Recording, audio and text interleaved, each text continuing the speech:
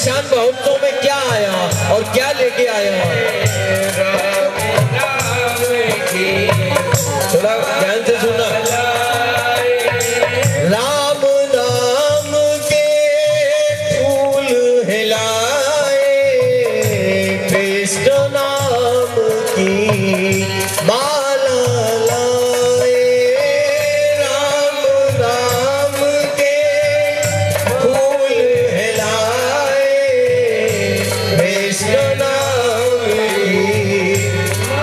और हम शक्ति से कैसे प्रार्थना करते हैं? उस परम सत्ता गुरु सत्ता से और उस आदि शक्ति से कि वो शक्ति जो है वो चरित्र मतलब राम नाम का फूल जो है वो चरित्र के फूल को स्वीकार करती है और कृष्ण नाम की माला को पहनती है, मतलब वो कर्तव्य और समर्पण की माला को स्वीकार करती है।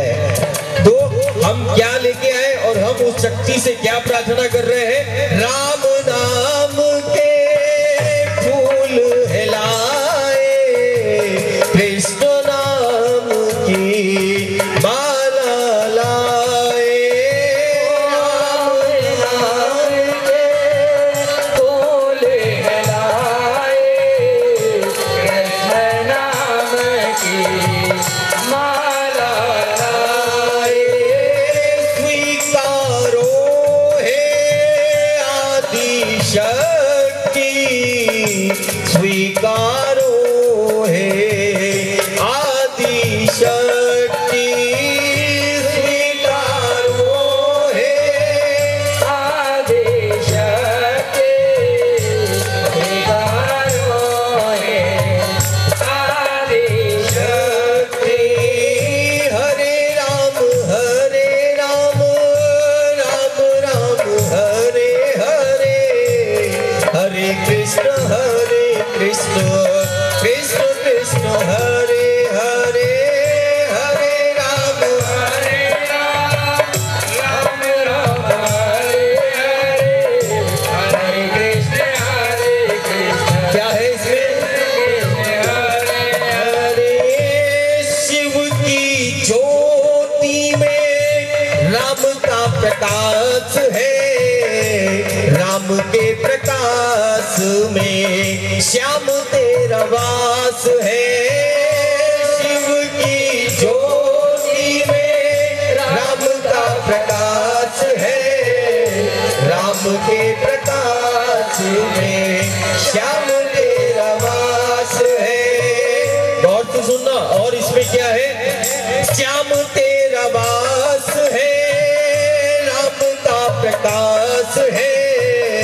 शिव की ज्योति में चारों ही धाम है, श्याम तेरा वास है, राम का प्रकाश है।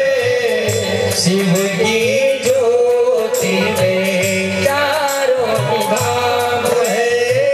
हरे राम राम राम हरे हरे, हरे कृष्ण कृष्ण कृष्ण कृष्ण हरे हरे, हरे राम राम राम हरे हरे, हरे कृष्ण कृष्ण कृष्ण। और क्या है? एक नजर है हरे राम बोलो, एक विचार है हरे कृष्ण बोलो, एक नजर है। राम एक नजर है और कृष्ण एक विचार है। हनुमत को वो नजर मिल गई तो उसने लंका को जला दिया, और अर्जुन को कृष्ण का विचार मिल गया तो उसने कुरुक्षेत्र पर धूप मचा दी और धर्म की पताका जो निशान है वो लहरा दिया। तो हमें वो कृष्ण वो विचार है और राम वो नजर है। जिसे राम की नजर मिल जाए और जिसे कृष्ण का विचार मिल जाए और जो धारण कर ले वो लंका को जला सकता है, लंका को जीत सकता है। लंका मतलब क्या? माया। और वो कुरुक्षेत्र क्या? ये समाज, वो समाज को जीत सकता है जिसे हरि का विचार मिल जाए, जिसे राम की नजर मिल जाए वो माया स्वरूप उस लंका को जीत सकता है या लंका को जला सकता है और अपने प्रभु जी के काम कर सकता है। जब सबरी का ये चालू रखना, ये सबरी का, जब राम सबरी का संवाद होता है, ये भक्ति का स्वरूप है जो हम निशान उत्सव के रूप में हम यहाँ पर मना रहे। तो आज आवश्यकता इस बात की हो गई कि हमें फिर भक्ति को परिभाषित करना पड़ेगा। हमें इस जो हम विधि या विधान हम करते हैं, हम उन परंपराओं को हमें समझना पड़ेगा कि प्रत्यक्ष अप्रत्यक्ष में हम किस विधि विधान में या परंपरा में सम्मिलित हो गए या हमारे हाथों से वो परमात्मा क्या करा रहा है। तो ये भक्ति का एक संगम है। कहते हैं भक्ति में ज्ञान भी है, भक्ति में विज्ञान भी है, भक्ति में वैराग्य भी है और भक्ति में संन्यास भी है। सब कुछ भक्ति में है। इस कलिकाल में यदि वो आदि शक्ति है तो वो भक्ति स्वरूप में है और कलयुग में जो है वो कलयुग स्वामी का नहीं, वो एक कलयुग जो है ये भक्त का है, ये दास का है, ये सेवक का है। तो ये निशान महोत्सव जो है या जो हम इस बैठे हुए हैं, ये भक्त का है, ये सेवक का है, ये दास का है।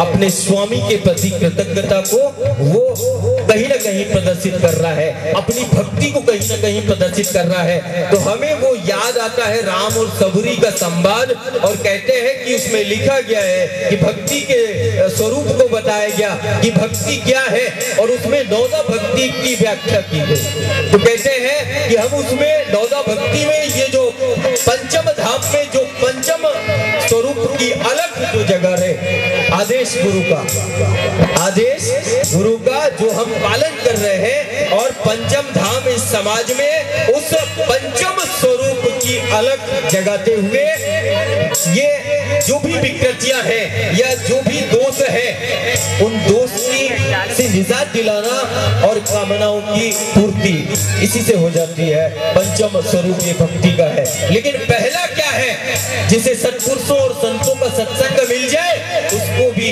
भूला गया है कि ये भक्ति ही है। यदि तुम्हारे जीवन में प्रत्यक्ष अप्रत्यक्ष यदि आकस्मिक घटना भी हो जाए और यदि तुम्हें सत्पुरुष का सत्संग मिल जाए या संत का दर्शन हो जाए, तो इस कलयुग में संत का विशुद्ध जो संत है उसका दर्शन मात्र मतलब शिव का दर्शन हो गया। और कहते हैं कि दर्शन से ही कामना की पूर्ति होती है और दर्शन मात्र से ही, हमारी गुरु माँ के बारे में बोला जाता है कि गंगा में डुबकी लगाने से, अन्य नदियों में स्नान करने से और नर्मदा के दर्शन मात्र से, विश्व विख्यात है कि नर्मदा का दर्शन मात्र से शारीरिक मानसिक जो विकृति और दोष है वो दूर हो जाती है। कहते हैं नर्मदा की हवा कई रोगों की दवा है। तो कहते हैं कि नाम से ही यदि हमने यहाँ छिंदवाड़ा से अपने गुरु का यदि ध्यान लगाया, यदि हमने अपनी माँ का लगाया, तो कहते हैं तीन लोग नौखंड में माँ से बड़ा न कोई और बालक करे न कर सके, माँ करे सो होए। क्यों? कारण माई जो है, माँ जो है वो नियंत्रण करता है, वो संचालन करता है, वो निर्माण करता है, वो त्रिगुणात्मक शक्ति है। और कहते हैं जो निशान उत्सव हम मना रहे, ये दशा और दिशा दोनों का बोध कराते हैं। कारण क्या है? इस निशान पर माँ की नजर है, हाथ बालक का है, लेकिन इस निशान पर उस आदि शक्ति की नजर है। तो कहते हैं दशा और दिशा का बोध कराने के लिए माँ जो है इस निशान पर है।